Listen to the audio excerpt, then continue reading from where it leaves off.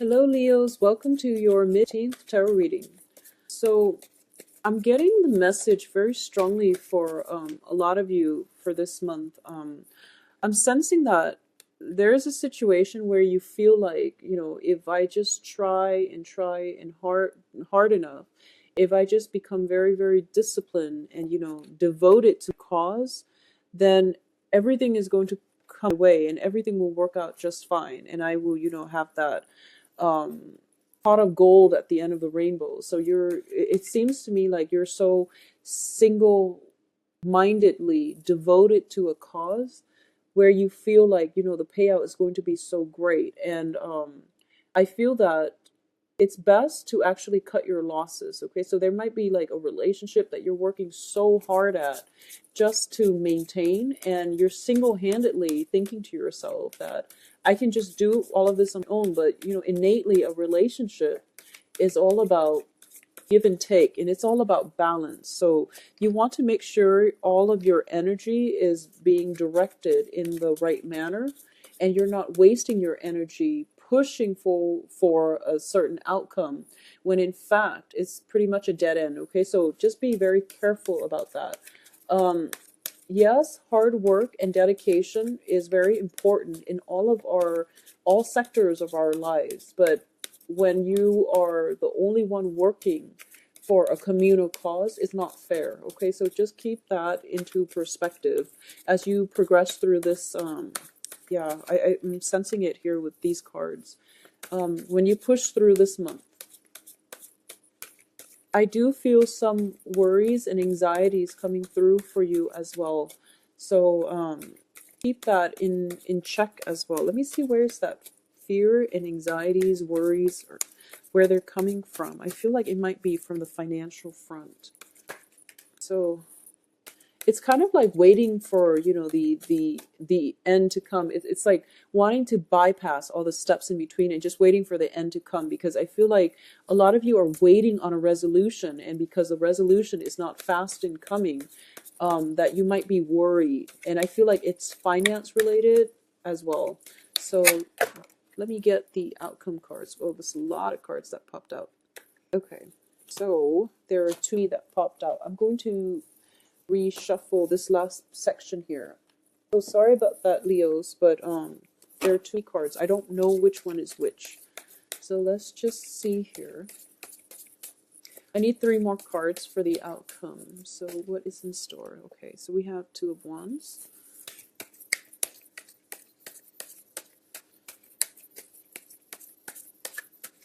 We have the King of Wands.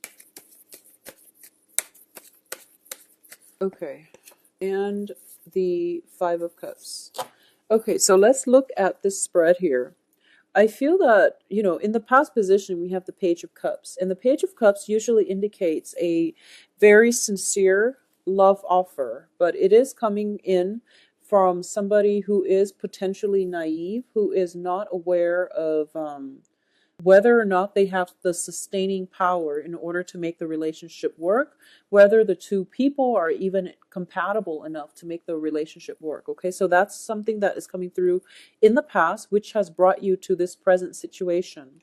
The present situation is the Nine of Swords, and the Nine of Swords is in the reverse position, which indicates to me the end to mental anxieties and worries. Okay, so I feel that for a lot of you, it's a situation where, a new love proposal has come through, and it's the Ace of Cups is crossing it, which indicates to me that new love is what's going to allow you to overcome this mental anguish. All right.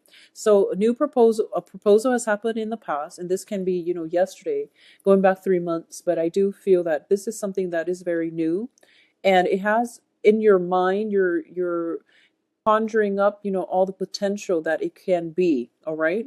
Now, what's crowning this reading is the Queen of Wands, which is your energy. Once again, going back to what I said earlier, I feel as if you feel that, you can, as long as you're the one putting in all the love, all the devotion, all the work, then you feel like, okay, this relationship is going to work and it is going to be really, really fruitful for me. It's going to help me overcome everything in life, and everything will be good, and, Moving forward, I won't have to worry about a thing. If I just work and work and work and remain faithful and remain devoted, the universe is going to reward me, abundantly. So it is a very, very beautiful mentality that you're taking. And it's a good stance that you're taking when it comes to love and sacrifice in relationships in general. Because, like I said, Leos are very, very good, family caretakers. They are very good, devoted, and just extremely generous relationship partners. But partnerships are innately, they involve two people, and two people have to work at something in order for things to come to fruition. Okay, so that's the first thing. The crowning energy is completely your energy. You're owning this relationship and you're putting so much work and effort into it. Now, the foundation indicates to me the Ace of Swords. And the Ace of Swords, when it's in the reverse position, it can indicate lies and deceptions, okay? When you're putting in so much of the work and it's not being reciprocated, there is something very innately wrong with the foundation of this relationship. When the foundation is weak, and it indicates, deception, especially, it indicates one-sidedness, and it indicates some information or a lot of information, a lot of red flags, a lot of warning signs are being overlooked because you are so single-handedly focused on making this work that you're not seeing the clearer picture. Okay, so just be really careful about that, because we do have the Ace of Cups crossing this reading, and the crossing energy is usually the challenge in this spread. It means that, being so emotionally invested in somebody that you care for a great deal, that brings you a lot of emotional, just joy and contentment, that you're overlooking all the red flags. And in the past as well, this is a very naive energy, okay? What's coming in as well is the Page of Coins. And the Page of Coins, usually when I get this card in a reading about a person, it's somebody that is very, they build things of value. However, they kind of go from one shiny object to the next. They go from one person to the next new person that comes into their peripheral vision. So it's not somebody that has sustaining power, okay? A lot of you in general might be dealing with water signs and earth signs. And water signs and earth signs are very, very like, I do sense that because they're pages, rather than, kings, queens, or knights, that they might not have the sustaining power. Okay, so something for you to think about when it comes to balancing in the relationship, and just balances in the relationship. A lot of you might be in situations where you might be parents and you're dealing with like children, and I feel that single-handedly you're putting in a lot of, well, you should, as parents, you should, your kids should come first. But I do sense that there are things that might be overlooked here. So for example, if you're going through the day, making sure that they're fed, making sure that, you put a roof over their heads, they're fed, and, you shower them with so much love and affection, and also you spoil them with so many, just a lot of, you give them whatever they want. It can be problematic because it would affect their sense of delayed gratification. It would affect their appreciation in life. It also brings about a false sense of entitlement when they enter relationships in the future, where they feel that they're entitled to everything, where they feel like everyone is going to shower them with unconditional love. So, holding back a little bit when it comes to spoiling children. It's I'm sensing this very strongly, because I don't feel that the children are misbehaving or anything like that, but I feel like you're putting so much pressure on yourself to buy them like the latest toys, the latest accessories, and you're working yourself to the ground. So keeping in mind, keeping things in perspective, like what's really important in life. It's the time, the quality time that we spend with our children. Okay, so don't work yourself to the point where you have to earn that money, but you're absent from their lives. Because honestly, when you talk to children, any child, when they grow up, they're going to remember the times that you spend with them. and they're going to remember, the things that, the moments that you both share together, either doing a project or doing something together. It's not the toys, it's not, the video games and all of those things. So keep that in mind when it comes to children, because I feel like a lot of you might be single mothers, and I feel that you're putting so much pressure on yourself, to achieve in terms of, getting your financial base so that you can shower all these toys and all these things and just spoil your kids. And it's not about, the merchandise. It's not about the material things in life. Okay, so just take it easy. Don't put so much unnecessary stress on yourself. I do feel that, Leos are very, very devoted parents. You see the best in your children, and you raise them right, and they become, very moral, um, meaningful members of society as well. So, but the foundation here is we do have the Ace of Swords. So I'm trying to see where this is going to fit in. And the Ace of Swords, to me as well, also indicates, the mental development. So if you're dealing with children in this capacity, and, if like they have a lot of, everything is taken care of, but their grades are suffering, for example, then that's something you need to address here with the Ace of Swords, okay? So, take care of those children in a holistic manner. Make sure they're developed emotionally, physically, I feel, emotionally, physically, mentally as well. Try to challenge their imagination, and as well try to challenge, their sense of problem solving. So introduce more of those things into their lives, okay? Um I'm a little bit confused actually about the Ace of Swords here, but let's just go through the rest of the cards and to be able to flush it out. So I definitely feel that, in the process of scrambling to take care of everything, to, be emotionally available and nurturing to everyone, and to also go through your day trying to provide for everyone, I feel that I honestly sense that the initial message that was coming through, you're trying to, be the jack of all trades in your relationship. And I just want you to make sure that the relationship partner that you're with is really worth it, okay? I just want you to really keep that in mind, and especially for Leo women, okay? So just make sure your relationship partner is worth it. So that's, I don't feel that things are being reciprocated. I feel that you're putting in so much of the work, and I feel like for Leo men as well, but more so for Leo women. And regardless of what gender you date, if you self-identify as a woman, and I feel like, for Leo women, you're putting in so much work, and just make sure that you're getting the same amount of work back, or the same amount of investment from your romantic partner. Okay, is what I'm sensing here.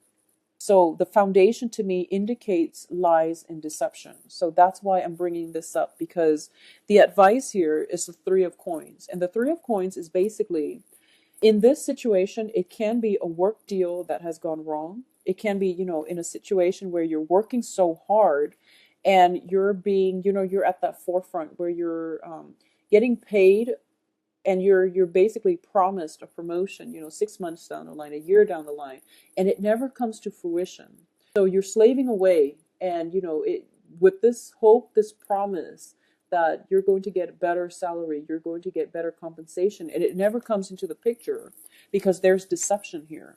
Because the terms of the work contract was never ever properly, signed on or agreed upon. Okay, so you're kind of like following the trail of the money, and it leads to like a brick wall, like a dead end. So there's some deception coming in from your environment that you really have to be careful about. And I do feel for a lot of you on the relationship front, you're doing a lot and you're not getting enough in return. So there's some element of cutting your losses, and there's also the element of demanding what it is that you feel you're worth, especially when it comes to money, calling people out on things, because I feel like you're hitting some major obstacles to your success here. You're investing so much, and there are obstacles, and the obstacles are so great that you feel, wow, maybe it's not going to happen to me. Okay, and you feel like, as long as I work hard, I'm a good person at heart, I give all, in all of the interpersonal, social dealings. So why am I hitting like this brick wall? So things are just not going your way so much at this point, okay? In terms of your external environment, we do have here the of cups, and it's in the reverse position. So this indicates to me it's a home environment where things are a little bit destabilizing, okay? um in terms of people getting along, I feel like we're dealing with, water and earth energies. So there might be disputes, not seeing eye to eye. There might be lies, deceptions within the home, especially when they pertain to children. So make sure you get the story straight from the lion's mouth.